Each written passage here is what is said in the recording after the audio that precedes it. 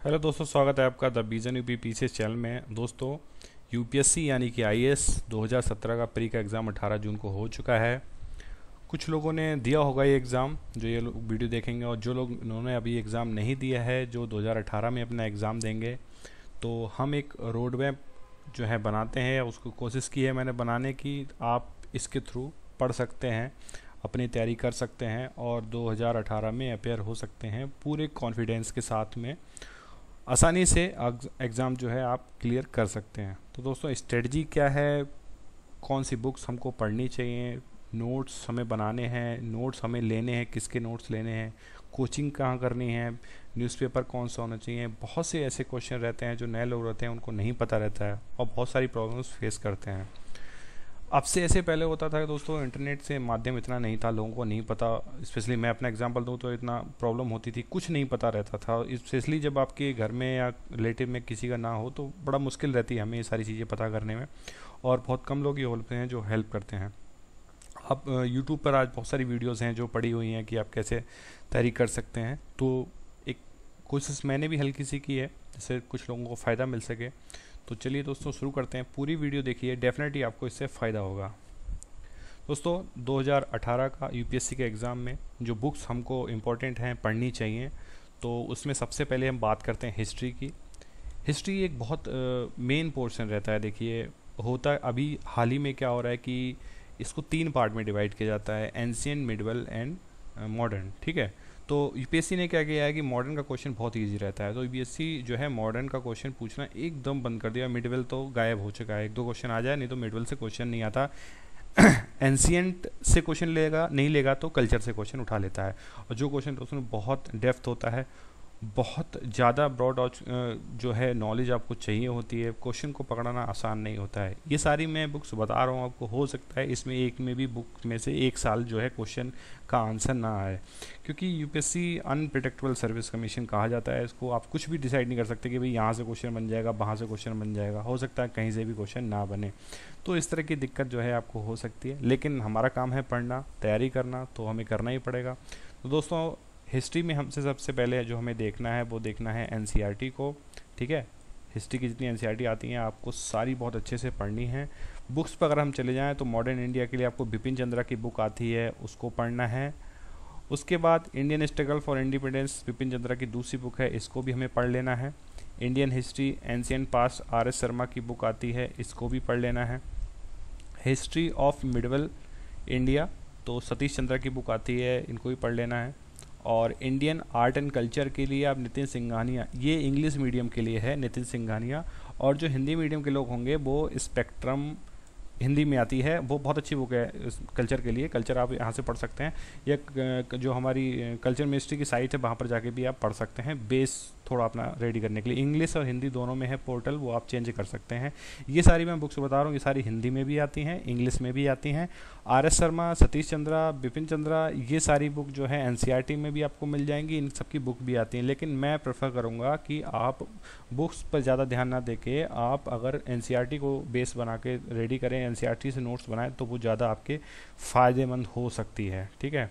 अगला बात आती है दोस्तों ज्योग्राफी की। तो ज्योग्राफी में हमें क्या करना है, 6 से 12 तक की एनसीईआरटी एकदम भाई रट जानी है, चाट जानी है आपको बहुत अच्छे से। आपको क्या करना है, नोट्स बनाने हैं बहुत बढ़िया करके, इनके सारी बुक्स जो होती हैं 6 से 12 तक की। स्पेशली इंपॉर्टेंट ज़्यादा 10 से 12 ज़्यादा इंपॉर्टेंट होता है, बाकी तो इतना ऐसे चलता रहता है। ठीक है, लेकिन 6 से 12 आपको पढ़ना है। 3-4 बार पढ़ेंगे आराम से याद हो जाएगा, नोट्स अगर बना लेंगे तो बहुत बढ़िया आपके लिए। Geography of India, Majid Hussain को आप देख सकते हैं, हिंदी में भी आती है, इंग्लिश में भी आती है। आपको मैपिंग अगर करनी है तो एटलस ऑक्सफोर्ड की ले सकते हैं, या जो भी आपको अच्छा लगे। मैंने यहाँ ऑक्सफोर्ड लिखा है, तो जो भी आपको अच्छा लगे, ऑक्सफोर्ड या कोई और दूसरी मैपिंग की बहुत अच्छी बुक हो तो वो उसको करें, और मैपिंग के साथ ज्योग्राफी करें। ठीक है, बहुत इंपॉर्टेंट है। इस बार ही सिविल सर्विस में क्वेश्चन पूछा गया है कि अंडमान निकोबार के पास में किस द्वीप को पहुंचा है, तो आप अगर मैपिंग से नहीं करे होंगे ना तो उस क्वेश्चन को सॉल्व नहीं कर सकते। तो यूपीएससी दोबारा उसी ट्रेंड पर दौड़ के आ रहा है कि ज्योग्राफी में आपकी मैपिंग जो है बहुत अच्छी होनी चाहिए। सर्टिफिकेट फिजिकल ह्यूमन ज्योग्राफी के लिए आप जेसी लोंग देखो, आपको इंग्लिश मीडियम वाले इसको पढ़ सकते हैं, इंग्लिश मीडियम में ही आती है जेसी लोंग, हिंदी मीडियम में नहीं आती है। ठीक है, तो हिंदी मीडियम वाले जो हैं वो एनसीईआरटी को बेस बनाएं और कुछ भी पढ़ने की कोशिश ना करें, एनसीईआरटी ही पढ़ें। ठीक है, और जो इंग्लिश मीडियम वाले एनसीईआरटी पढ़ सकते हैं, जेसी लोंग पढ़ सकते हैं। अगर आपको जो दिक्कत हो रही है कुछ, तो बर्णमाल की एक बुक आती है एनसीईआरटी की, वो पढ़ सकते हैं, लेकिन इनफ मैं बताऊं आपको, एनसीईआरटी इनफ है, आप एनसीईआरटी ही पढ़ें, ठीक है। इंग्लिश मीडियम वाले जैसवी लैंग पढ़ सकते हैं और उससे फ़ायदा उठा सकते हैं, ठीक है। अगला पॉलिटी है। पॉलिटी के लिए आपको कोई भी बुक पढ़ने की ज़रूरत नहीं है, सिर्फ लक्ष्मीकांत, एम लक्ष्मीकांत की बुक आती है, इसको पढ़ना है। पॉलिटी का एक क्वेश्चन नहीं छूटेगा, 2 वॉल्यूम आ रही हैं, फर्स्ट एंड सेकंड दोनों को ले लें, एक भी क्वेश्चन नहीं छूटेगा, 100% सारे क्वेश्चन फंसते हैं इसमें से। तो पॉलिटी की एकमात्र बुक पढ़नी है, ठीक है। इकोनॉमी के लिए इंडियन इकोनॉमी रमेश सिंह की एक बुक आती है, इसको ही पढ़ें, ठीक है। ज़्यादा आप चक्कर में ना पढ़ें, इसको पढ़ें, बस सब कुछ है, सब कुछ आपको जो है मिल जाएगा इंडियन इकोनॉमी के बारे में। सिर्फ एक बुक रमेश सिंह, जैसे पॉलिटी में सिर्फ एक बुक एम लक्ष्मीकांत। दूसरा है इकोनॉमी सर्वे। तो इकोनॉमी सर्वे दोस्तों जब बजट आता है उसके साथ में आता है, तो जब वो करंट वो आ जाएगा तब आप पढ़ लीजिए, इंपॉर्टेंट तो रहता है, आपको एक बार तो कम से कम इकोनॉमी सर्वे आपको पढ़ना ही पड़ेगा।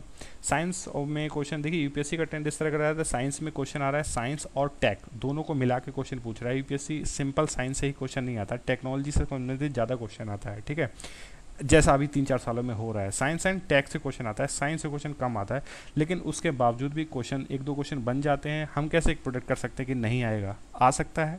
तो मोस्ट आपको क्या पढ़ना है, एनसीईआरटी, साइंस की एनसीईआरटी जो आती है ना सारी पढ़ लेनी है, ठीक है। साइंस की एनसीईआरटी जो आती है सारी पढ़ लेनी है भाई। और उसके बाद साइंस एंड टेक में अगर दे सकते हैं तो टीएमएच की एक बुक आती है, उसको पढ़ सकते हैं, लेकिन मुझे नहीं लगता ज़्यादा हेल्पफुल है, क्योंकि साइंस एंड टेक का जो क्वेश्चन रहता है ना वो सारा या तो करंट में कोई मैटर चल रहा होता है या कोई बहुत बड़ा इनोवेशन होता है ना, वहाँ से क्वेश्चन उठा लिया जाता है जो आपको न्यूज़पेपर में मिलेगा। तो मैंने लिख दिया है कि लोग पूछते हैं कि साइंस टेक बने, लेकिन मुझे फ़ायदा एकदम फ़ायदा नहीं होने वाला इन सारी बुक से, ठीक है। आपको कुछ अलग ही करना पड़ेगा भाई, लेकिन मुझे बुक्स तो बतानी पड़ेंगी कि भाई यहाँ से देख सकते हो आप, तो बेस बना सकते हैं आप टीएमएच का, लेकिन मैं कहूँ कि क्वेश्चन फंसे तो फंस भी सकता है, नहीं फंस सकता, दोनों बातें हो सकती हैं। तो कुछ ऐसी बुक्स पढ़ें जो एकदम मतलब रहता हो, जैसे साइंस टेक पे कोई मैगजीन आती हो, आप उसको पढ़ते रहें तो ज़्यादा हेल्पफुल है, क्योंकि यूपीएससी का पैटर्न इस तरह का हो गया है कि अब वो करंट पे ज़्यादा बेस बना रहा है अपना। इन्वायरमेंट की बुक के लिए आपको शंकर आईएएस की बुक आती है, इंग्लिश मीडियम के लिए, ठीक है, हिंदी मीडियम के लिए नहीं, इंग्लिश मीडियम के लिए शंकर आईएएस की बुक पढ़ लेना, इसमें सारे क्वेश्चन फंस जाएंगे। मोटी बुक है, शॉर्ट नोट्स बना लेंगे तो आसानी से हो जाएगा। सारे चैप्टर इंपॉर्टेंट नहीं है, सिलेबस के हिसाब से देख देख के इंपॉर्टेंट चैप्टर जो है यूपीएससी ने लास्ट टाइम कहाँ से कैसे क्वेश्चन बना रहा है, तो उस हिसाब से आप जो है पढ़ सकते हैं। आप क्वेश्चन को देखिए, उसके बाद इस बुक को पढ़िए, ठीक है। हिंदी मीडियम के लिए परीक्षा वाणी इंपॉर्टेंट है, परीक्षा वाणी को पढ़ लीजिए, इसमें से क्वेश्चन जो है मिल जाएंगे आपको आसानी से for Hindi medium. English medium के लिए आपको शंकर आईएएस की बुक पढ़नी पड़ेगी। इंडिया ईयर बुक, ठीक है, जो लोग नए हैं, नए तैयारी करना चाहते हैं, जिन लोगों ने इंडिया ईयर बुक अभी तक नहीं पढ़ी है, प्लीज़ इंडिया ईयर बुक जरूर पढ़ लें, क्योंकि एक तरह से गवर्नमेंट की बुक होती है। जिस तरह से इस बार बवाल मचा दिया है एकदम मोदी जी की योजनाएं और उनकी सरकार की नीतियां, इस टाइप का सारा क्वेश्चन ऐसे ही रखा हुआ है, ठीक है, सीधा सीधा एकदम। तो इम्पॉर्टेंट है कि आप इंडिया ईयर बुक पढ़ें, बहुत ज़्यादा इंपॉर्टेंट है कि इंडिया ईयर बुक पढ़ें। अगर नए स्टूडेंट हैं आप तो एक बार खरीदें, रखें। ऐसा इंडिया ईयर बुक हर साल आती है, ठीक है, आज 16 की आएगी, 17 की आएगी, 18, 19, 20 हर साल आएगी, लेकिन आपने एक बार ले ली, बात खत्म हो गई। आपको पढ़ लेना, पूरा इंडिया के बारे में नॉलेज हो जाएगी, बाकी सारे सेक्टर्स जितने हैं उनके बारे में नॉलेज हो जाएगी, आंकड़े आपके पास इकट्ठे हो जाएंगे। कुछ 10, 20, 30 पेज जो है बदलते रहते हैं, ऐड होते रहते हैं, लेकिन सारी चीज़ें ख़त्म तो नहीं हो जाएंगी। 95% वही चीज़ें रहती हैं, 5% चीज़ अलग हो जाती है नेक्स्ट ईयर जाके। लेकिन India year book first time में एक बार तो आपको अच्छे से पढ़ लेनी चाहिए। दूसरा दोस्तों, नए जो लोग होते हैं पूछते हैं कोचिंग दोस्तों पूछते हैं कोचिंग इंपॉर्टेंट है या नहीं है, तो मैं तो ये कहूँगा कि अगर आपका कई बार होता है बैकग्राउंड बहुत अच्छा होता है, लाइक बैकग्राउंड की बात मैं करूँ तो अगर आप MBBS किए हुए हैं, ठीक है, या IIT से किसी बहुत बड़े इंस्टीट्यूशन से पढ़े हुए हैं, तब मैं मान सकता हूँ भाई आपको कोचिंग की जरूरत नहीं पड़ेगी। लेकिन एक नॉर्मल किसी कॉलेज से यूनिवर्सिटी से अगर लोग लड़का आ रहा है तो मुझे लगता है कि यूनिवर्सिटी उसको कोचिंग तो बॉस करनी ही पड़ेगी, लेकिन इस तरह का पैटर्न आपको समझ में नहीं आएगा यूपीएससी के लिए। मैं ये नहीं कह रहा बिना कोचिंग के आप नहीं कर सकते, कर सकते हैं, लेकिन मुझे जो तक लगता है तो थोड़ा मुश्किल रहता है। गाइडेंस आपको ज़रूरत रहती है, आप किस टॉपिक पे कितना पढ़ना है कितना नहीं पढ़ना है, तो इसके लिए रहता है। तो 2 सजेशन मेरे पास हैं, इंग्लिश मीडियम में आप बाजीराव एंड रवि की क्लास कर सकते हैं, और हिंदी मीडियम के लिए आप दृष्टि कोचिंग जो है ज्वाइन कर सकते हैं। दृष्टि कर सकते हैं, निर्माण कर सकते हैं। मैं किसी का एजेंट नहीं हूँ भाई, मुझे बस थोड़ा नॉलेज देनी थी, जिन लोगों को नहीं पता, उनको एकदम से ब्लैंक रहते हैं, तो उनके लिए दृष्टि ज्वाइन कर सकते हैं, निर्माण भी ज्वाइन कर सकते हैं। मोस्ट प्रोफली मैं दृष्टि को ज़्यादा चॉइस दूंगा, सिलेबस अच्छे से कंप्लीट होता है, अच्छे टीचर है वहाँ पर। बाजीराव इसका तो कोई तोड़ ही नहीं है, बाजीराव ज्वाइन कर सकते हैं आप आसानी से। और उसके बाद विजन भी कुछ सिलेक्टेड टॉपिक्स कराता है, अगर विजन का करना चाहे, वैसे विजन का ना करें तो ज़्यादा सही है, क्योंकि बाजीराव आपका पुराना नाम है। हाँ, लेकिन अगर मैं अगली बात आ जाएगी कि टेस्ट सीरीज आपको किसकी ज्वाइन करनी है, तब 100% मैं विजन का नाम लूँगा। प्री या मेंस, आप अगर तैयारी करना चाहते हैं, ठीक है, और सिर्फ एनसीईआरटी को बेस बना के पढ़ना चाहते हैं, तो मैं कहता हूँ कि विजन में एनरोलमेंट करा लीजिए प्री का 2018 के लिए। और अभी से ही अपने जो पढ़ने का और टेस्ट सीरीज देने का जो काम है शुरू कर सकते हैं विजन के साथ। विजन एक बहुत अच्छा प्लेटफॉर्म है प्री मेंस के लिए, ठीक है। आप अगर प्री देना चाहते हैं तो अभी से फीस इन्वॉल्व कर सकते हैं इसमें। पूरे साल तक इसमें फ़ीस जमा होती रहती है दोस्तों, ऐसा कुछ नहीं है कि इसका बैच है, टाइमिंग है, इसका टेस्ट पूरे साल होता है, ठीक है। इसीलिए कंपटीशन ज़्यादा हार्ड हो गया है अब। और उसके बाद में इसके सबसे अच्छी बात है कि विजन का और आईएएस बाबा, ये दो की जो टेस्ट सीरीज बता रहा हूँ ना, आप अगर तमिलनाडु में भी बैठे हुए हैं, अगर केरला में भी बैठे हुए हैं, श्रीनगर में बैठे हुए हैं, गुजरात में कहीं भी, सूरत हैं आप, तिलचर में रहते हैं, कहीं भी रहते हैं आप, विजन और आईएएस बाबा दोनों के ऑनलाइन टेस्ट सीरीज होती हैं। आप ऑनलाइन टेस्ट सीरीज ज्वाइन कर सकते हैं, अपना स्कोर सबमिट कर सकते हैं, तो पा सकते हैं ऑनलाइन पोर्टल से। और रही मेंस की बात, तो मेंस में भी दोनों की जो फ़ायदे हैं, दोनों में ऐसा कर सकते हैं आप। मेंस में भी आंसर राइट करके सबमिट कर सकते हैं। विजन का, आईएएस बाबा, किसी का भी टेस्ट सीरीज जो है आप ज्वाइन कर सकते हैं, आपको हेल्पफुल रहेगा। तो बाद में आती है न्यूज़पेपर की बात। न्यूज़पेपर बहुत इंपॉर्टेंट है। आईएएस बनना है भाई तो न्यूज़पेपर पढ़ना ही पड़ेगा, बिना न्यूज़पेपर के काम नहीं चलेगा 1% भी, ठीक है। कोई नहीं बचा सकता आपको बिना न्यूज़पेपर पढ़े हुए। तो दोस्तों न्यूज़पेपर में आपको पढ़ना है द हिंदू, इंग्लिश मीडियम वालों के लिए है, और हिंदी में दैनिक जागरण। दैनिक जागरण कौन सा? नेशनल एडिशन, ना कि हमारा कोई घरेलू एडिशन जो अपना कुछ जिले वगैरह में चलता हो, ठीक है, वो काम नहीं करेगा। नेशनल एडिशन, अगर आपके पास नेशनल एडिशन मतलब नहीं आता है आपके ज़िले में जहाँ पर आप रहते हैं, ऑनलाइन आप डाल सकते हैं कहीं भी, गूगल पे आप ऑनलाइन डाल दीजिए, आपको हिंदू भी मिल जाएगा ऑनलाइन, और नेशनल एडिशन दैनिक जागरण भी आपको मिल जाएगा, आसानी से मिल जाएगा। और आपको ना मिले तो मेरे ग्रुप है द विजन यूपी पीसीएस, उसमें ऐड हो जाइए, वहाँ पर मैं डेली अपडेट करता हूँ, तो वहाँ भी आपको मिल जाएगा। नहीं तो बहुत सी ऐसी साइट्स हैं जहाँ दैनिक जागरण ऑनलाइन मिलता है नेशनल एडिशन। तो हिंदी मीडियम के लिए स्पेशली बताओ, नेशनल एडिशन ही पढ़ना है। अगर इंग्लिश मीडियम की बात करें तो द हिंदू इनफ है, मैं कहता हूँ। अगर आपको नहीं इनफ लगता है तब आप दूसरा पेपर जो है आप जो अच्छा चाहें, मिंट एक आता है ऑनलाइन न्यूज़पेपर, मिंट को आप देख सकते हैं। बहुत से पेपर हैं इंग्लिश मीडियम में, तो मतलब कमी नहीं है, लेकिन हिंदू तो बेस है। हिंदू से क्वेश्चन बहुत आसानी से फंसते हैं, और मुझे अब तक तो यही ट्रेंड लगा हिंदू अच्छा क्वेश्चन आ जाता है। तो न्यूज़पेपर बहुत इंपॉर्टेंट है। साइंस टैग जैसे मैंने बताया था कि साइंस टैग का एक पूरा एक पेज आता है, अब मुझे नहीं पता फ्राइडे आता है सैटरडे को आता है, लेकिन एक दिन आता है, ठीक है। तो वो इस तरह से आप साइंस टैग के क्वेश्चन, डायरेक्ट क्वेश्चन एकदम साउथ से अगर कोई क्वेश्चन बनता होगा तो वो हिंदू से ही बनाया जाता है, ठीक है। बात आती है दोस्तों करंट अफेयर्स की भी, कि करंट अफेयर्स हमको कैसे पढ़ने चाहिए। तो दोस्तों विजन की मंथली करंट अफेयर आते हैं, जून जनवरी फरवरी मार्च अप्रैल, हर महीने आते हैं इसके, ठीक है। इसका एक 365 वर्जन भी आता है जो प्री के पास में आता है, लेकिन वो तो पूरे साल तो आता नहीं। तो विजन का जो मंथली करंट अफेयर है आप उसको प्लीज़ पढ़ते रहें। जैसे मान लीजिए नेक्स्ट ईयर, ठीक है, 3 जून 2018 को एग्ज़ाम होगा, तो 3 जून 2018 से मतलब इस साल के जून से लेकर 3 जून 2018 तक आपको विजन का मंथली एक महीने का जो है करंट एकदम तैयार रखना चाहिए, आपको 100% फ़ायदा मिलेगा इसका। दूसरा है दोस्तों दृष्टि करंट अफेयर, ये जो विजन हिंदी इंग्लिश दोनों में देता है, ठीक है। अगर आपको, ठीक है, लगता है कि भाई मैं कुछ और पढ़ना चाहता हूँ, तो दृष्टि के करंट अफेयर की एक बुक आती है मंथली, आप वो देख सकते हैं, वो भी बहुत अच्छा है। उसमें से जो है बाकी जो न्यूज़पेपर्स होते हैं बहुत से, उनके जो है जो आया होता है हिंदी मीडियम वाले नहीं पढ़ पाते, तो उसका जो लेख होता है ये हिंदी में छाप के विजन करंट अफेयर, जो दृष्टि करंट अफेयर की जो बुक आती है उसमें आ जाते हैं, तो आपके लिए इंपॉर्टेंट है। दोस्तों लास्टली सबसे बात रहती है कि भाई नोट्स की, ठीक है। तो देखिए नोट्स अगर आप कभी भी खरीदें तो विजन आईएएस के नोट्स खरीद लें, ठीक है, वो आपको 100% फ़ायदा करेगा। कभी भी नोट्स खरीदने हो तो विजन आईएएस के नोट्स खरीदें किसी भी चीज़ के। दूसरा बात आती है कि भाई नोट्स बनाने चाहिए, बिल्कुल। अगर आपको प्री क्लियर करना है, अगर आपको कंटिन्यू प्री क्लियर करना है, अगर आपको बुक को अपनी जल्दी रिवाइज करना है, तो भाई जाहिर सी बात है कि आपको नोट्स बनाने पड़ेंगे। देखिए प्री में और मेंस में आज डिफरेंस क्या हो गया है। प्री में आज आप कुछ भी डिसाइड नहीं कर सकते कि क्या आएगा, ठीक है, कुछ भी डिसाइड नहीं कर सकते कि क्या आएगा। तो इसके लिए इम्पोर्टेंट है कि जो चीज़ें जैसे हमें पता है, हिस्ट्री है, ज्योग्राफी है, पॉलिटी है, तो हम इसका इतना बेस मजबूत रखें अपना कि हम कम से कम इसमें तो कॉन्फिडेंस रहें। अगर हमारे पास 100 क्वेश्चन आ रहे हैं तो कम से कम हम 40 क्वेश्चन तो आराम से सॉल्व कर सकें, इतना कैपेबल तो हो सकें हम लोग, 70 में से 40 हम लोग ठीक कर सकें, इतना कैपेबल हम हो सकें।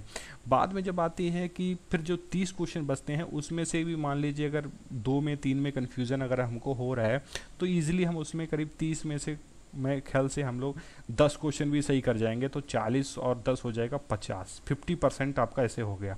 फिर रहा 20% जो करंट मान लीजिए या किसी और चीज़ से जुड़ा हुआ वो क्वेश्चन मान लीजिए, ठीक है। तो दोस्तों उसमें कितना भी हो जाएगा, तो 7 और 8 क्वेश्चन आपका अगर ठीक हो जाता है तो मतलब हो गया, बस इतने में ही काम हो जाता है। 110 एबव अगर आप जाते हैं तो इतने में ही काम हो जाता है, ठीक है। तो यहाँ बात यही है कि जो हमारे पास है, जो हम कर सकते हैं, क्या हम वो रेडी कर सकते हैं अच्छे से ताकि हम एग्ज़ाम निकाल सकें। दिक्कत यही हो जाती है कि हम लोग क्या करते हैं, जो हमारे पास है हम उसको तो रेडी करते नहीं, इधर उधर भागते रहते हैं। देखिए बहुत मोस्ट इम्पॉर्टेंट है कि ये सारी जो बुक्स बताई हैं ना मैंने आपको, आप सिर्फ इन बुक्स तक ही सीमित रहें, ज़्यादा इतना फैलाव करने की ज़रूरत नहीं है। वरना इस सेक्शन में जो बताया ना मैंने, उनकी 5-5, 6-6 बुक्स आती हैं, आपको सबको पढ़ेंगे लेकिन फिर आपको इतना फ़ायदा नहीं होने वाला, क्योंकि आप ना तो अपने नोट्स बना पाएंगे, ठीक है, ना आप एक बुक को जान पाएंगे कि ये बुक में असली इसका मतलब कंटेंट है क्या। क्योंकि बहुत सारी बुक पढ़ेंगे आप, जैसे मतलब दत्ता सुंदरम पढ़ने लगते हैं लोग इकोनॉमी के लिए, रमेश सिंह मैंने बताया, आप आराम से 1 हफ्ते में इस बुक को ख़त्म कर देंगे। दत्ता सुंदरम ख़त्म करने में आपको 1 महीना लग जाएगा पूरा, इससे ज़्यादा। पीएचडी करने वाले लोग उस बुक को पढ़ते हैं।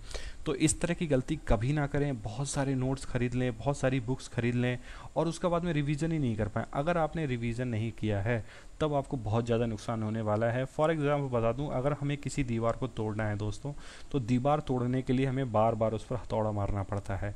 इसीलिए अगर आपको रिवीजन नहीं करेंगे ना तो आपको 100% है वो चीज़ याद नहीं रहेगी, क्योंकि अपनी नॉलेज को बजाने के लिए, अपनी नॉलेज को बढ़ाने के लिए आपको बार बार रिवीजन करने की ज़रूरत इसीलिए पड़ती है, जिस तरह से दीवार को तोड़ने के लिए बार बार हथौड़ा मारने की ज़रूरत पड़ती है।